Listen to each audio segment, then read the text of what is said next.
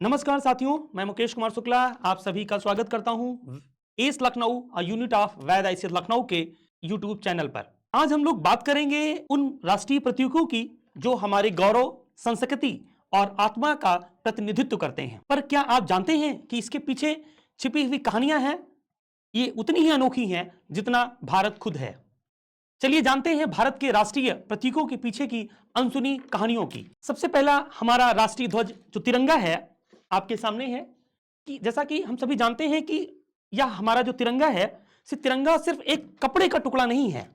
ये कपड़े का टुकड़ा नहीं है, ये उस आजादी का प्रतीक है जिसके लिए लाखों लोगों ने अपना बलिदान दिया है। 1906 में पहला भारतीय झंडा 3 रंगों का था, लाल, पीला और हरा। फिर 1921 में पिंगली वेंकैया जी ने इसका नया डिजाइन तैयार किया, जिसमें बीच में चरखा था जो स्वदेशी और आत्मनिर्भरता का प्रतीक था।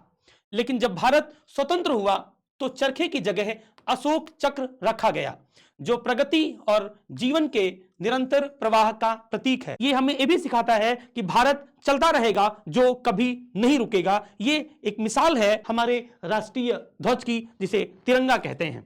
अब इससे भी आपके कंपटीशन में आपसे सीधे सीधे सवाल भी पूछा जा सकता है।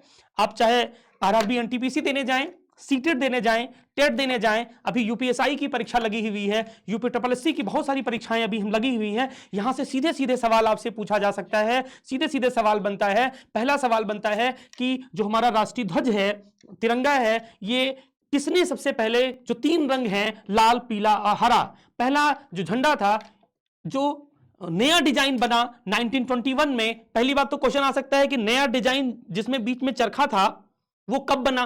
तो आपसे क्वेश्चन पूछा जाएगा कब बना, तो 1921 1921 में बना। किसने इसका नया डिजाइन तैयार किया? उनका नाम था पिंगली वेंकैया जी। बहुत इंपॉर्टेंट आपसे यहां सवाल बन सकता है। पहले क्या था? बीच में चरखा था। बाद में जब हमारा देश स्वतंत्र हो जाता है, भारत हमारा स्वतंत्र हुआ, तो उसके बाद में चरखे जो बीच में चरखा था उसकी जगह पर अशोक चक्र रखा गया। क्यों रखा गया? यह भी है, अशोक चक्र इसलिए रखा गया जो कि प्रगति और निरंतर आगे बढ़ने का प्रतीक है। इससे हमें सीख मिलती है कि भारत हमेशा आगे चलता रहेगा, यह कभी रुकने वाला नहीं है। तो एग्जामिनेशन के कंसर्न के हिसाब से बहुत इंपॉर्टेंट है। नेक्स्ट हम लोग बात करते हैं अपने राष्ट्रीय प्रतीक की, जो क्या है? अशोक स्तंभ है। अशोक स्तंभ जो राष्ट्रीय हमारा प्रतीक है। अब आपके सामने है कि सम्राट अशोक द्वारा निर्मित यह स्तंभ साम्राज्य से लोक राज्य की यात्रा का प्रतीक है। इसमें 4 सिंह चारों दिशाओं में देखते हैं।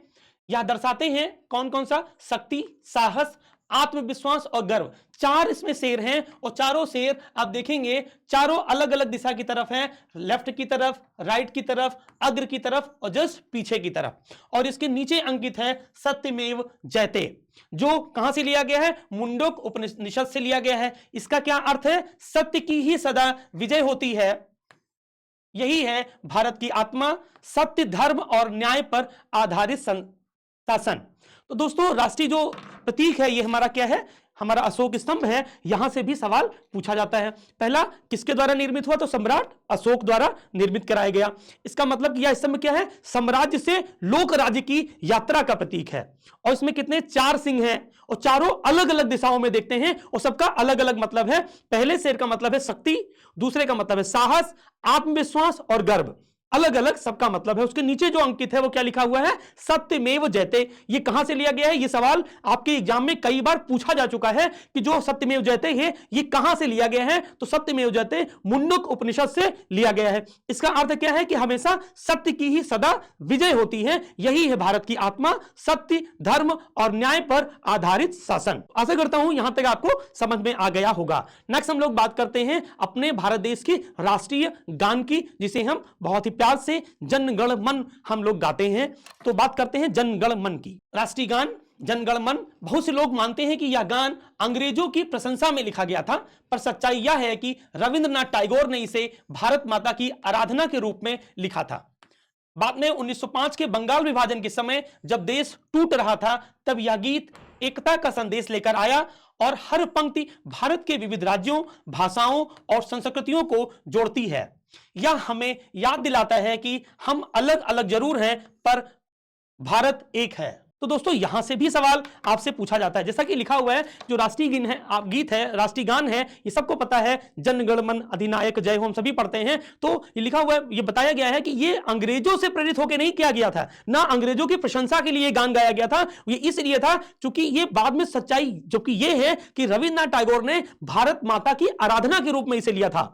बाद में 1905 में बंगाल विभाजन के समय जब हमारा देश टूट रहा था, तब यह गीत एकता का संदेश लेकर आया था और इसके हर पंक्ति में अलग अलग राज्य, भाषा और संस्कृतियों को सबको आपस में जोड़ने का काम करने का जो काम किया है वो हमारे राष्ट्रीय गान ने किया है, जनगण मन ने किया है। तो यह इससे हमें शिक्षा मिलती है कि हमें अलग अलग, हम कोई यहाँ कोई उत्तर प्रदेश का नागरिक होगा, कोई आपका दिल्ली में रह रहा है, कोई पंजाब में रह रहा है, देखिए हर शब्द का मतलब अलग अलग है। जन गण मन अधिनायक जय है, भारत भाग्य विधाता, पंजाब सिंधु गुजरात मराठा, देखिए सबका मतलब हर जो जहां रह रहा है, लेकिन अल्टीमेट हम सब क्या हैं, एक भारतीय हैं। हम अलग अलग जरूर रह रहे हैं, हम अलग अलग जरूर हैं, पर एक्चुअल में हम भारत के हैं, हम सब एक भारतीय हैं और भारत एक है।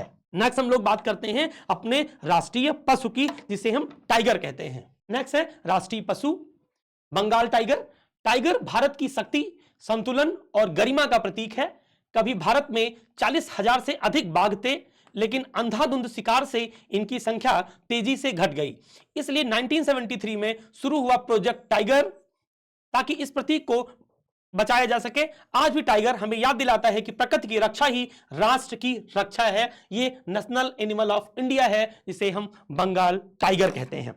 दोस्तों अब यहां से सवाल आपसे पूछा जा सकता है कि टाइगर भारत की शक्ति, संतुलन और गरिमा का प्रतीक है। अब यहां से सवाल आपसे पूछा जाए, पहला सवाल यही सीधे सीधे बनेगा कि राष्ट्रीय पशु क्या है। तो राष्ट्रीय पशु क्या है, टाइगर है, आप बता देंगे। इसका मतलब क्या है, क्यों आखिर राष्ट्रीय प्रतीक रखा गया, तो शक्ति, संतुलन और गरिमा का यह प्रतीक है, इसलिए रखा गया।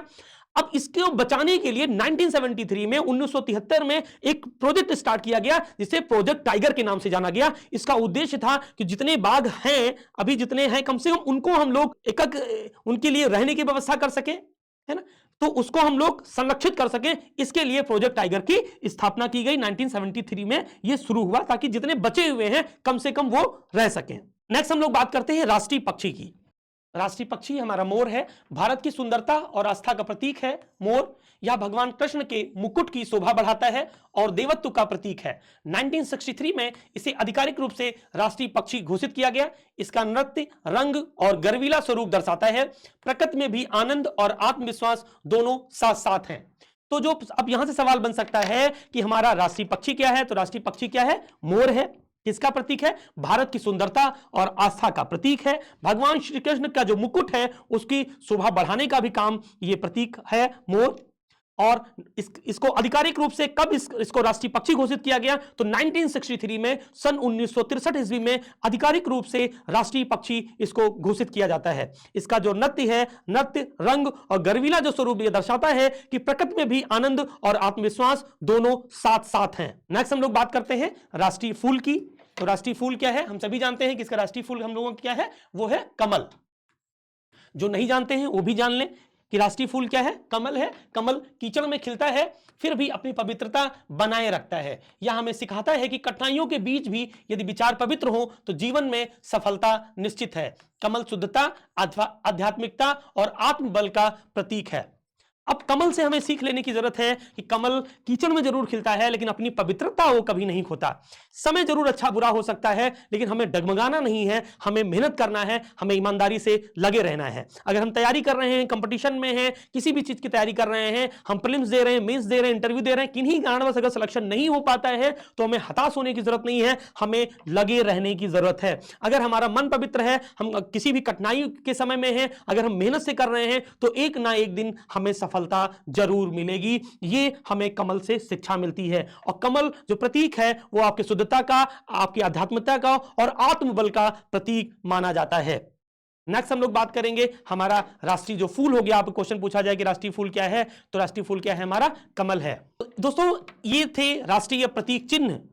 दोस्तों ये राष्ट्रीय प्रतीक चिन्ह ही नहीं है, ये हमारे देश की संवैधानिक भावना, संस्कृति और इतिहास की एक जीवित झलक है। हर बार जब आप तिरंगा देखें या सत्यमेव जयते पढ़ें तो याद रखिए इसके पीछे करोड़ों भारतीयों के संघर्ष और आत्मसम्मान की कहानी है। दोस्तों, मैं मुकेश कुमार शुक्ला आपसे विदा लेता हूं इस Lucknow unit of Ved ICS Lucknow से। अगर आपको यह वीडियो जानकारीपूर्ण लगा हो तो इसे लाइक करें, शेयर करें और चैनल को सब्सक्राइब जरूर करें, क्योंकि हम फिर मिलेंगे ऐसी ही रोचक और प्रेरणादायक कहानी के साथ अगले नेक्स्ट वीडियो में। धन्यवाद।